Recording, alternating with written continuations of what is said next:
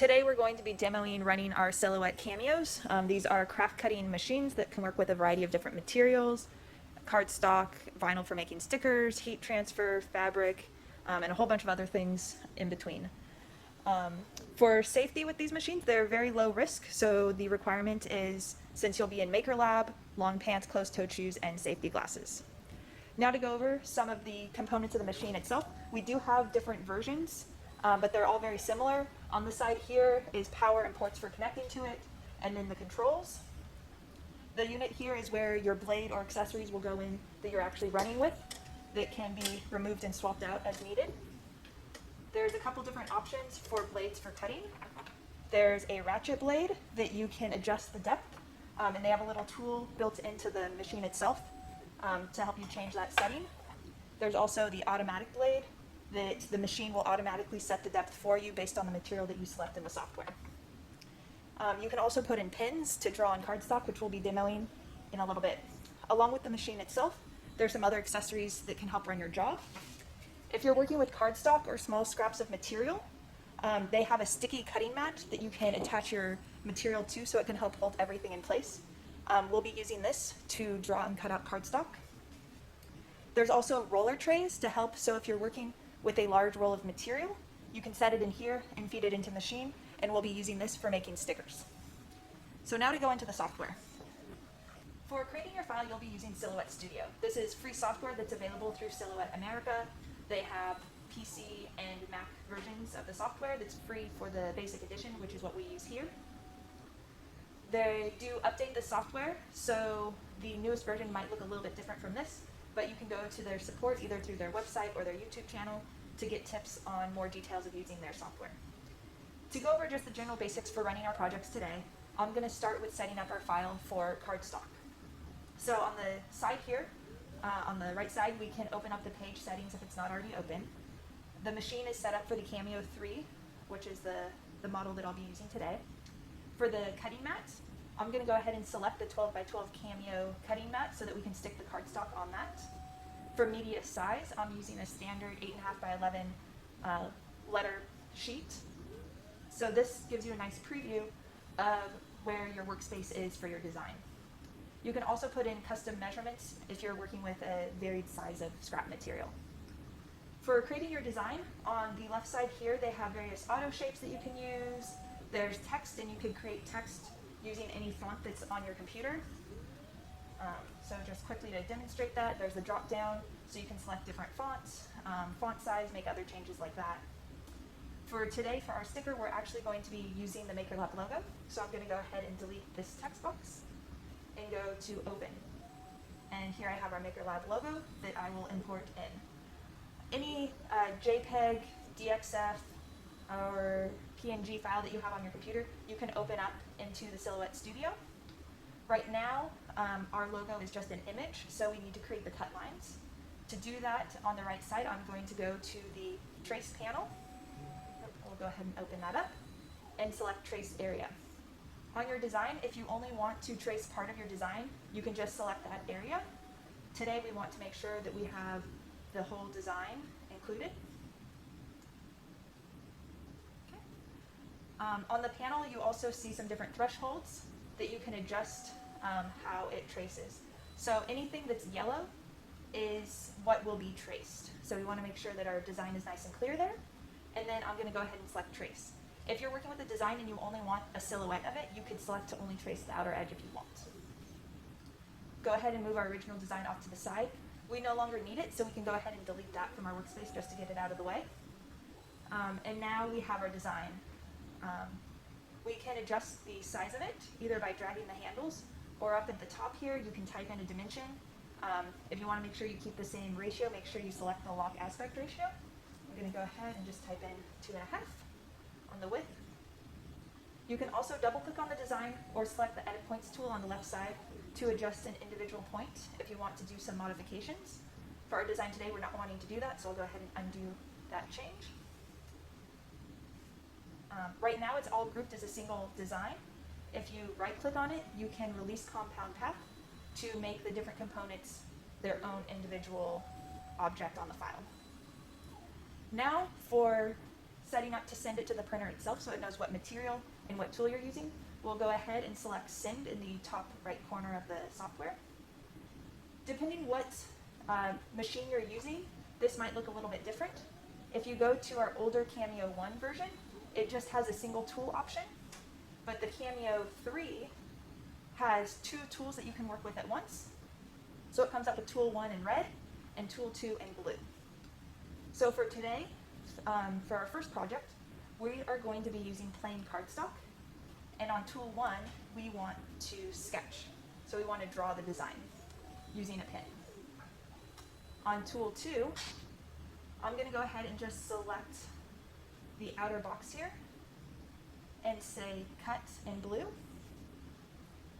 and then make sure that I'm also set for plain cardstock, and this time with the ratchet blade. On here it has the recommended blade depth, so for cardstock it recommends a depth of 3. We're going to have to manually set that on our blade since we're using the ratchet blade on this design. When we have everything loaded in, we'll select send. So now to go over to the machine itself, I have the sticky cutting mat here and my cardstock. And so I just want to line this up in the top corner so it matches what the software looks like. I have the pen that we'll be using. Sometimes I like to just draw on a little corner that'll be out of the way just to make sure that the pen's working properly. We'll go ahead and release the automatic blade that had been in tool 1. They're indicated up here with the red circle and the blue circle. So push that in all the way and lock that. Now we can set up the ratchet blade for tool 2. So we need to adjust the depth, so we can use the guide here to set it so the red mark is on 3, so you know the blade is set to depth 3, and place it into the tool 2 holder and snap it into place so that it holds securely. Now to load in the cutting mat, we want to make sure that the roller is adjusted properly, so we need to move this last roller over.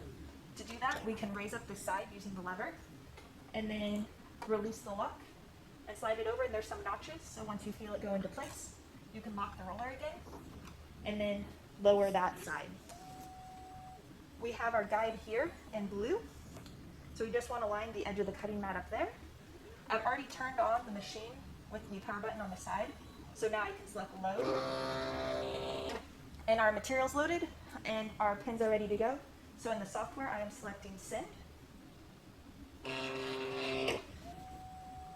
It's going to first run tool 1 and do all the drawing, and then run tool 2. No matter what, it always runs tool 1 first. So when I'm working with cardstock, I like to cut using the second tool. If you're using the auto blade, because of how it sets the depth, the auto blade can only be used in the tool 1 location. So if I'm doing cardstock like this, I always end up using the ratchet blade instead.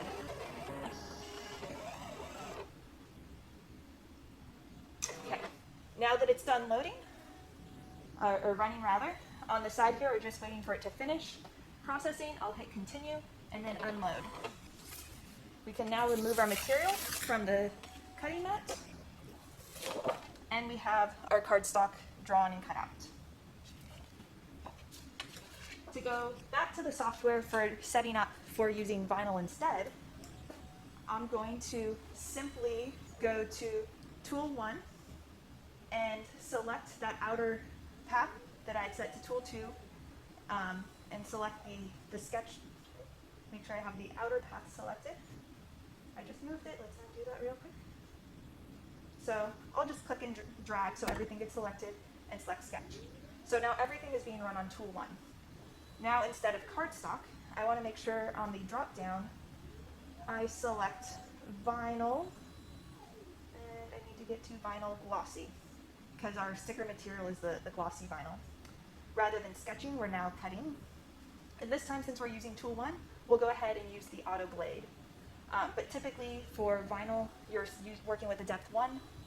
Sometimes, depending if the vinyl's a little bit thicker, I'll set it to 2, but it could be trial and error with the manufacturer vinyl.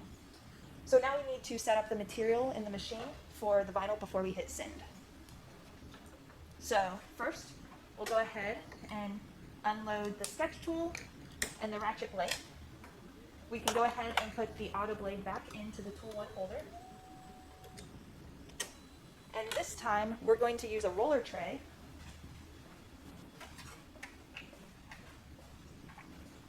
to help hold our spool of vinyl.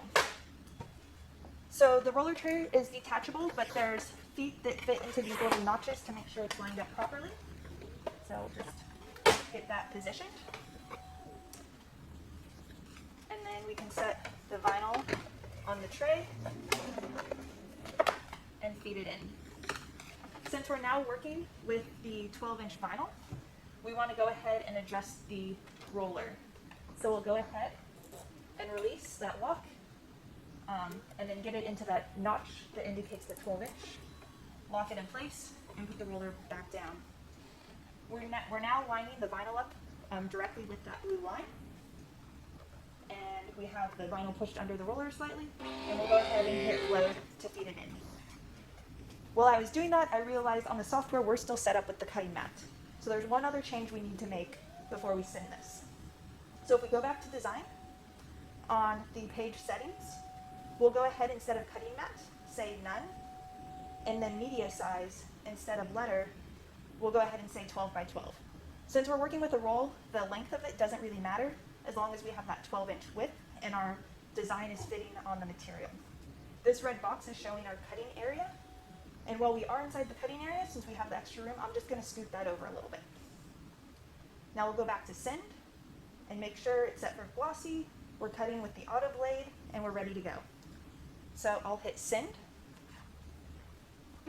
And now over on the machine, it is setting the auto blade to the correct depth for working with vinyl.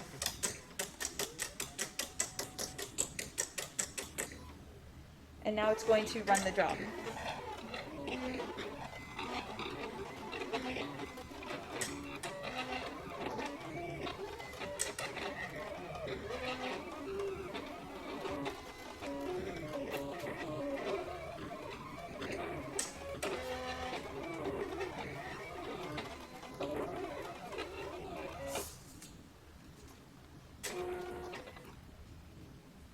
Now that it finished, it's just doing the final processing on the side here.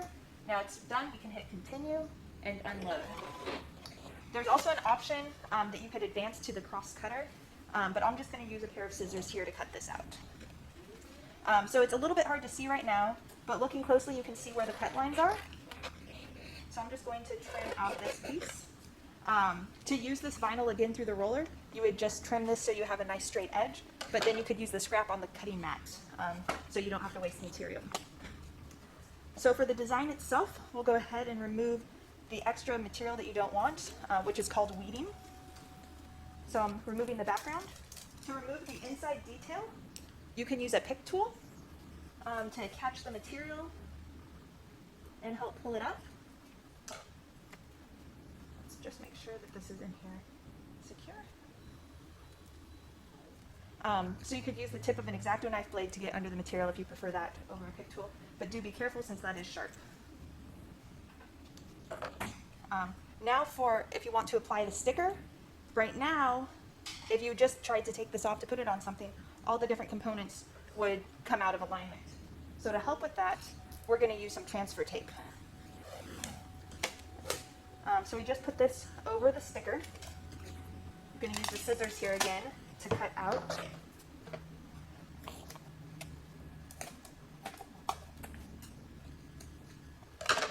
Get this out of the way. So now we have the transfer tape applied on our sticker. We can simply remove the backing. And I already have some nice Maker Lab logos on here, but why not add another? So we just go ahead and push that down and remove the transfer tape, and we have our sticker applied. If you're working with smooth surfaces, it sticks really well. If you're working with something with a little bit of texture, it might take a little bit more work to make sure that the sticker is adhering properly. The other thing you can do is layer multiple cut stickers on top of each other to do a background or multicolored sticker like we did here. If you do have the solid background, you can simply pick up the sticker and place it on your object. But to line up all the layers, we use transfer tape to get it all set up. So that was 2 quick demos of working with the Silhouette Cameos. We hope you have fun making your own projects.